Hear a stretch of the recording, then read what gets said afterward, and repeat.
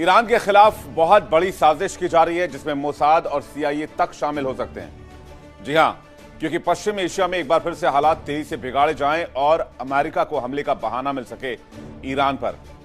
UAE ने दावा किया है कि उसके ऊपर ईरान की ओर से बड़े पैमाने पर मिसाइल और ड्रोन स्ट्राइक किए गए हैं, जिन्हें रोकने के लिए देश का एयर डिफेंस सिस्टम पूरी तरह सक्रिय हो गया। ईरान अमेरिका के बीच सीजफायर के बाद यह पहला हमला है। अल जजीरा की रिपोर्ट के मुताबिक यूएई के रक्षा मंत्रालय ने देश के अलग अलग हिस्सों में बैलिस्टिक मिसाइल, क्रूज मिसाइल और ड्रोन को इंटरसेप्ट किए जाने की बात कही है। इसके अलावा एक मालवाहक जहाज में आग की भी खबर मिली है। हमले के बीच फुजैरा अमीरात से बड़ी खबर सामने आई, जहां एक ईरानी ड्रोन तेल फैसिलिटी से टकराए जाने की खबर आई। ड्रोन टकराने से इस इलाके में स्पोर्ट पे आग लग गई। यूएई के रक्षा मंत्रालय ने एक्स में पोस्ट करके कहा कि ईरान से देश के विभिन्न क्षेत्रों में 4 क्रूज मिसाइलों का पता चला है। इनमें से 3 को देश की समुद्री सीमा के भीतर ही नष्ट कर दिया गया, जबकि एक समुद्र में गिरा।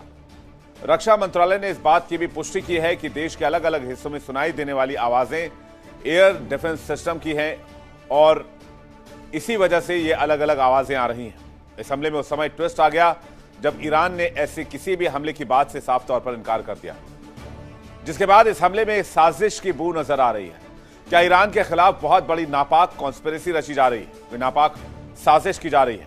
सवाल उठने लगे हैं कि अगर ईरान ने हमला नहीं किया तो आखिर यह हमला किसने किया है और इसका दोष ईरान पर क्यों मढ़ा जा रहा है? कहीं इसके पीछे इजरायली खुफिया एजेंसी मोसाद और अमेरिकी सीक्रेट सर्विस सीआईए तो नहीं है, जो ईरान को सीजफायर तोड़ने का दोषी ठहराकर ईरान में फिर से तबाही का प्लान बना रहे हैं? क्योंकि अमेरिका ये बात मान चुका है कि युद्ध खत्म हो चुका है और सीजफायर इस वक्त ईरान और अमेरिका के बीच है, लेकिन डोनाल्ड ट्रंप बार बार धमकी दे रहे हैं। डोनाल्ड ट्रंप कुछ कर इसलिए नहीं पा रहे हैं कि 60 दिन के बाद बिना यूएस कांग्रेस की मंजूरी के अमेरिका को कोई भी युद्ध लड़ने की परमिशन नहीं है और डोनाल्ड ट्रंप के पास वो परमिशन नहीं है जिसकी वजह से वो इस युद्ध को खींच सके। युद्ध को दोबारा शुरू करने के लिए कुछ इस तरीके के एक्ट की जरूरत है जिससे दुनिया की शांति और दुनिया का व्यापार खतरे में पड़े।